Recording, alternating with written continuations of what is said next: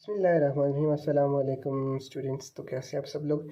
आज हमारा टॉपिक है जी thyroid eye disease. That is very very important topic, ठीक है, क्योंकि ये आपको ना सिर्फ एग्ज़ाम में काम आने वाला बल्कि आपको ज़िंदगी पूरी आपके कैरियर में काम आने वाला है, इसलिए आपने इसको अच्छे से समझ लेना, ठीक है।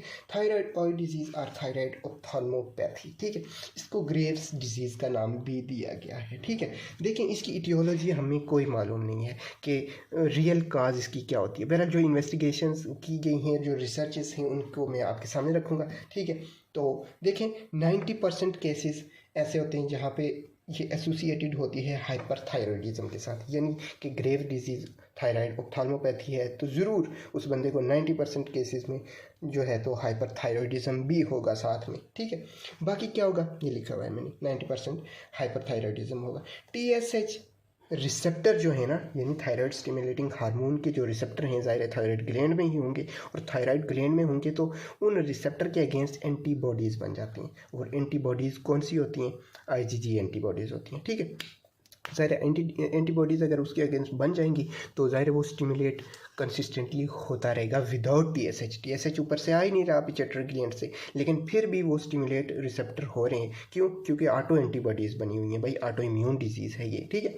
तो वो स्टिमुलेट होगा तो ज़ाहिर है थायराइड हार्मोन T3 T4 बनेगा और वो ज़्यादा हो जाएगा बॉडी के अंदर, ठीक है, और उसके एसोसिएटेड फिर सिम्टम्स आना शुरू हो जाए। देखिए, ये डिजीज़ जो है वुमेन को मोस्टली अफेक्ट करती है।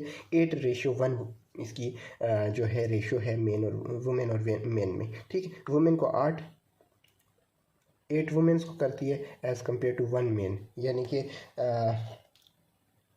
9 में से 8 लड़कियों को इफ़ेक्ट करेगी और 1 लड़के को इफ़ेक्ट करेगी, ठीक है। ये इसका मतलब है। और जो है ये एज कौन सी इन्वॉल्व करती है? 40 के बाद जो लड़कियां यानी ख़वातीन होती हैं ना, उनको ये ज़्यादातर इफ़ेक्ट करती है ये डिजीज़, ठीक है। इसकी पैथोजेनेसिस की अगर हम बात करें तो ये ऑटो इम्यून रिएक्शन हो जाता है और स्पेसिफिकली IgG एंटीबॉडीज़ प्रोड्यूस होती हैं जो कि कुछ चेंजेस लाती हैं। कहाँ कहाँ चेंजेस लाती हैं? इन्फ्लेमेशन कराएंगी वो कहाँ पे? एक्स्ट्राओक्युलर मसल्स में, ठीक है, एक्स्ट्राओक्युलर मसल्स में इन्फ्लेमेशन कराएंगी और inflammatory cellular infection of orbital tissues कराएंगी। अब पहली जो बात है कि इन्फेक्शन एक्स्ट्राओक्युलर मसल्स का है, वो कैसा इन्फेक्शन है, कैसे होता है, तो उसकी पैथोजेनेसिस की अगर बात करें तो मैं बताता जाता हूँ आपको। IgG बन गई, उसके बाद क्या होगा जी, मोस्टली जो मसल इन्वॉल्व होंगे वो इन्फीरियर रेक्टस होंगे और मीडियल रेक्टस होंगे, ठीक है ना। मोस्टली कौन से? इन्फीरियर एंड मीडियल रेक्टस, ठीक है, इन्वॉल्व होते हैं इसमें। और होता कैसे है? ज़ाहिर आपको सारी पैथोलॉजी का तो पता है कि कैसे शुरू होती है। इंटरस्टिशियल टिश्यूज़ में एक्स्ट्राओक्युलर मसल्स के जो इंटरस्टिशियल टिश्यूज़ है ना, इंटरस्टिशियल टिश्यूज़, उसमें मोनोन्यूक्लियर सेल्स और lymphocytes, plasma cells, mast cells और फाइब्रोब्लास्ट, ये सेल्स अक्यूमुलेट होना शुरू हो जाते हैं, ठीक है। ये आपने बुक से बात देख लेनी है। बहरहाल ये पैथोलॉजी सेम ही होती है कि इन्फ्लेमेशन वाली चीज़ें सारे सेल्स आना शुरू हो जाते हैं। फाइब्रोब्लास्ट क्या करेंगे? प्रोड्यूस करेंगे म्यूकोपोलीसेक्राइड को। म्यूकोपोलीसेक्राइड जब क्रिएट हो गई, यानी ये ग्लाइकोज अमोनोग्लाइकेंस को कहते हैं म्यूकोपोलीसेक्राइड, ठीक है, ये क्रिएट हो गई तो ये काज करेगी इंक्रीज्ड वाटर को अपनी तरफ खींचेगी, ज़ाहिर है, तो फिर एडिमा बनता जाएगा, ठीक है।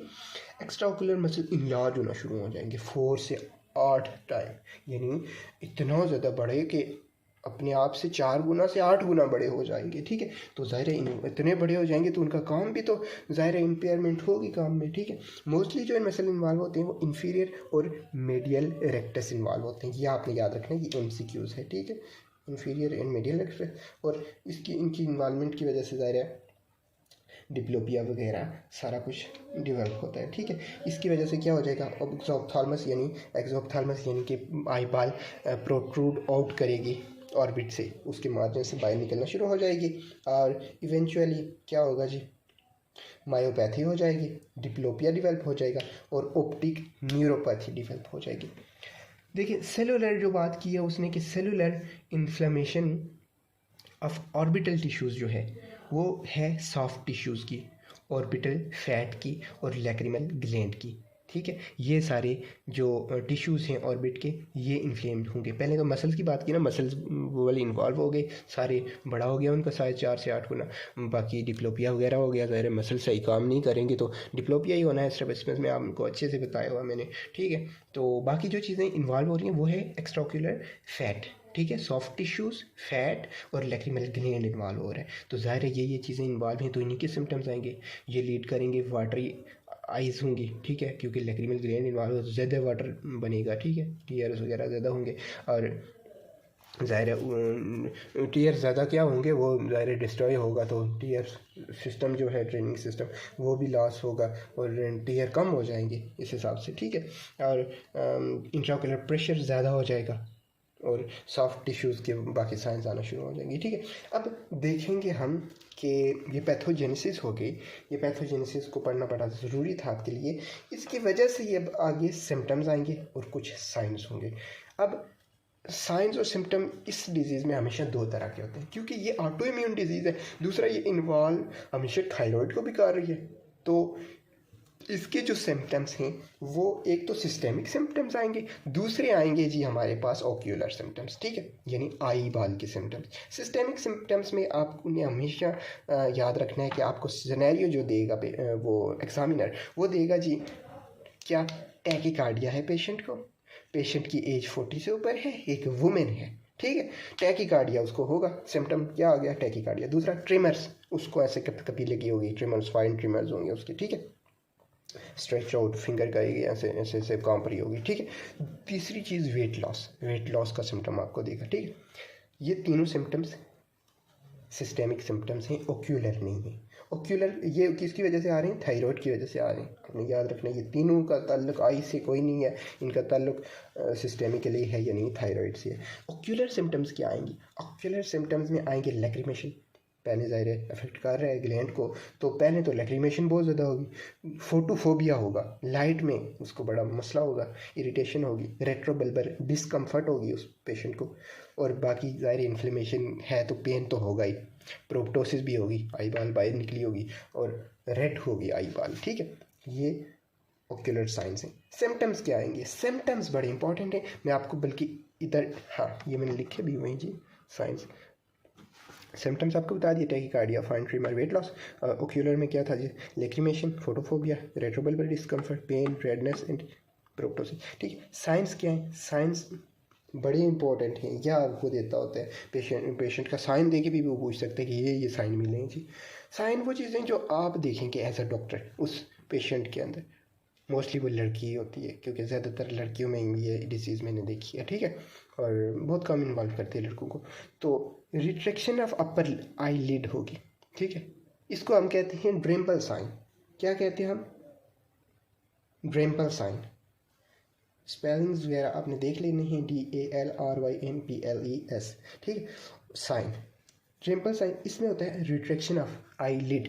इसका मतलब क्या है, रिट्रैक्शन का मतलब है कि आई बाल जब खुली होती है ना, तो ऐसे आई बाल है ना, ये आई बाल है, तो उमूमन अपर आई लिड इतना होना चाहिए, लोअर इतना होना चाहिए, लेकिन आई लिड खुली हुई आई में इतना होना चाहिए, थोड़ी बहुत कवर भी होनी चाहिए, लेकिन इस सूरत में यह होगा कि इधर होगा अपर आई लिड और इधर होगा लोअर आई लिड, इतना ऊपर चला गया, आई बाहर निकली होगी पूरी बाहर, ठीक है, बल्ज आउट, स्टेयरिंग गेज होगी, स्टेयरिंग, ठीक है, फ्राइटेंड अपीयरेंस होगी, जो ड्राउनी किस्म की अपीयरेंस नहीं होती इस तरह की, जैसे आपको डरा रहा होगा पेशेंट, डरा रही होगी पेशेंट, लेकिन एक्चुअली आपको डरा नहीं रही होगी, उसको दरअसल में retraction of upper eyelid होगी, ड्रेम्पल साइन इसको कहते हैं, ये लिखा हुआ मैंने, ठीक है, ड्रेम्पल साइन। और ये ग्रेव्स डिजीज़ का साइन होता है, ठीक है। 90% ऑफ केसेस में ये क्या होता है जी, प्रेजेंट करता है बाईलेटरली, यूनिलेटरल नहीं होता, ठीक है, बाईलेटरली होता है, दोनों आइज़ में होता है। ज़ाहिर है ये डिजीज़ सिस्टेमिकली इन्वॉल्वमेंट भी कर रही है, थायराइड की वजह से भी है, तो ऑटो एंटीबॉडीज ज़ाहिर है दोनों आई के अगेंस्ट ही बनेगी, दोनों आई में इफेक्ट आएगा, ठीक है। दूसरा साइन क्या होता है, ड्रेम्पल साइन हो गया। दूसरा है वॉन ग्रेफिस साइन। वॉन ग्रेफिस साइन कहते हैं लिड लैग को। ये आपने याद रखना है कि रिट्रैक्शन और लिड लैग में आपने कंफ्यूज नहीं होना। रिट्रैक्शन का मतलब था कि अपर आई लिड ऊपर हुआ है, आई खुली हुई भी है, बाहर की तरफ बल्ज की हुई भी है, ठीक है। जबकि लिड लैग का मतलब है कि जब पेशेंट नीचे देखेगा ना, ऐसे आई बाल नीचे देखेगी ना, तो लिड को भी अमूमन साथ में आना चाहिए। आई बाल ऐसे आप नीचे करें तो लिड भी साथ साथ आई के नीचे आता है, लेकिन इस सूरत में लिड लैग करेगा, लिड पीछे रह जाएगा, आराम से अपनी मर्ज़ी से आएगा, कहेगा मैं तो अपनी मर्ज़ी का मालिक हूँ। तो इस साइन को कहते हैं वॉन ग्राफिज साइन, ठीक है। तीसरा साइन क्या है जी? तीसरा साइन है इनफ्रीक्वेंट ब्लिंकिंग, यानी अमूमन हम लोग ज़ाहिर है ब्लिंकिंग करते हैं तभी तो हमारी आई ड्राई नहीं होती, ठीक है, ड्राइनेस से बची रहती, जबकि इन पेशेंट्स में ब्लिंकिंग बहुत कम होगी, इनफ्रीक्वेंट होगी। इसको कहते हैं हम स्टेलवेग्स साइन, ठीक है, स्टेलवेग्स साइन, ये आपने याद रखना है। स्टेलवेग्स साइन तीसरा हो गया। चौथा साइन होगा वीकनेस ऑफ कन्वर्जेंस होगी, यानी जैसे जैसे देखेगा ना, कन्वर्ज करेगा आइज़ को, तो कन्वर्ज सही नहीं होगी, ज़ाहिर है मसल फूले हुए हैं, किधर कन्वर्जेंस होती है, इस तरह से, ठीक है। तो मोबियस साइन कहते हैं इस चीज़ को। 4 साइन आपको मिलते हैं, 4 साइंस आपसे वाइवा में पूछे जा सकते हैं, 4 साइंस आपसे SCQs में, बड़ा इंपॉर्टेंट टॉपिक है, इसलिए मैंने आपको अलग अलग करके बताए हैं और कंसेप्ट भी दे दिया, ठीक है। और if you have any query you can ask. Next चीज़ जो है एक्सोप्थाल्मस होगा। एक्सोप्थाल्मस ये है कि आपको पता है कि बायलेटरल आइज़ जो हैं दोनों की दोनों बाहर लपकी होंगी, निकली होंगी बाहर, ठीक है, ये आप देख सकते हैं। ये ऊपर वाला आईलिड रिट्रैक्ट हुआ हुआ है, बहुत पीछे गया हुआ है, ठीक है, आई को एक्सपोज किया हुआ है, बर्लिंग आउट ट्रिम्पल साइन, ठीक है, लिड रिट्रैक्शन हुई हुई है। जबकि लिड लैग वाला जो सिचुएशन थी ना, वो सिर्फ इस सिचुएशन में होती है कि वो जब नीचे देखता है ना पेशेंट, ऐसे नीचे आई बाल नीचे मूव करेगी, लेकिन लिड आराम से आएगा, एकदम साथ नहीं आएगा, आराम से उधर ही कहेगा जी मैं तो अपनी मर्ज़ी से ही जाऊँगा, ठीक है। सॉफ्ट टिश्यूज़ जो हैं आई के, उनमें क्या चेंजेस आएंगी? ज़ाहिर है 2 तरह की चीज़ें थी ना, एक तो ज़ाहिर है रिट्रैक्शन वगैरह ये सारी चीज़ें होगी, वो तो साइन किसकी वजह से थे, मसल की वजह से। अब सॉफ्ट टिश्यूज़ की वजह से ये होगा कि पफ़ी हो जाएंगी, फुल आईज़ पफ़ी हो जाएंगी, मोटी मोटी स्वेल हुई हुई हो जाएंगी, ठीक। कंजक्टिवा क्या हो जाएगा, डीप इंजेक्शन उसकी हो जाएगी, और कीमोसिस यानी एडिमा बहुत ज़्यादा हो जाएगा, उसमें वाटर आ जाएगा, ठीक है। सुपीरियर लिम्बिक केरेक्टो कंजक्टिवाइटिस मिलेगा। केरेक्टो कंजक्टिवाइटिस सिक्का सेकेंडरी टू दी इनफिल्ट्रेशन, ठीक है, ऑफ लैक्रिमल ग्लैंड, ज़ाहिर है ये डेवलप होगा। करेक्टो कंजक्टिवाइटिस सिक्का आपको पता है ना, ड्राइनेस हो जाती है, ड्राई आई सिंड्रोम हो जाता है, ठीक है, सेकेंडरी तौर पर इस डिजीज़ में। तो बाकी क्या चीज़ मिलेगी जी, ऑप्टिक नर्व का डिसफंक्शन हो जाएगा, ज़ाहिर है साथ साथ बाकी चीज़ें इन्वॉल्व हो रही हैं, नर्व इन्वॉल्व हो जाएगी और वो फिर डिसफंक्शन स्टार्ट हो जाएगा। रिस्ट्रिक्टिव मायोपैथी हो जाएगी, ठीक है, एडीमा की वजह से और फाइब्रोसिस की वजह से, ठीक है। नेक्स्ट चीज़ है इन्वेस्टिगेशंस। इन्वेस्टिगेशन में हम क्या कराएंगे, क्या देखेंगे? सबसे पहले आपने कराना है सीरम TSH लेवल, के TSH कैसा है, TSH बढ़ा हुआ है, कम है, अमूमी तौर पे क्या हो जाना चाहिए, इसको कम हो जाना चाहिए, क्योंकि पहले ही जो है तो ज़्यादा हुआ है, क्या T3 T4 ज़्यादा, सीरम T3 4 T4 कराएंगे, ठीक है, ये ज़्यादा हुआ होगा और ये कम हुआ होगा अगर ये डिजीज़ है। क्यों? क्योंकि ज़ाहिर है ऑटो एंटीबॉडीज़ बनी हुई है, ये ज़्यादा हो रहा है तो इसका फीडबैक इफेक्ट इस पे पड़ता है, तो ये कम होगा, ठीक।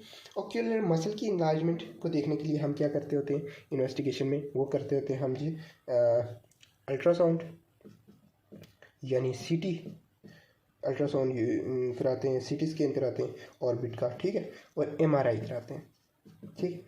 डायग्नोसिस आप कैसे करेंगे, बेस ऑन क्लिनिकल फीचर्स, ठीक है, हाइपरथायरॉयडिज्म के जो क्लिनिकल फीचर्स हैं और ओक्यूलर साइंस हैं, ये सारे साइंस देखेंगे और सिम्टम्स देखेंगे और इन्वेस्टिगेशन देखेंगे। ये दोनों चीज़ें तीनों अगर सही आपने कर ली, पूरी आपको मिल रही हैं, डिजीज़ वाले साइंस, सिम्टम्स और इन्वेस्टिगेशन सारी कंफर्म कर रही हैं केस को, तो आप कर देंगे डायग्नोसिस बेट किसकी, हाइपरथायरॉयडिज्म की, ग्रेव्स डिजीज़ की, ठीक है।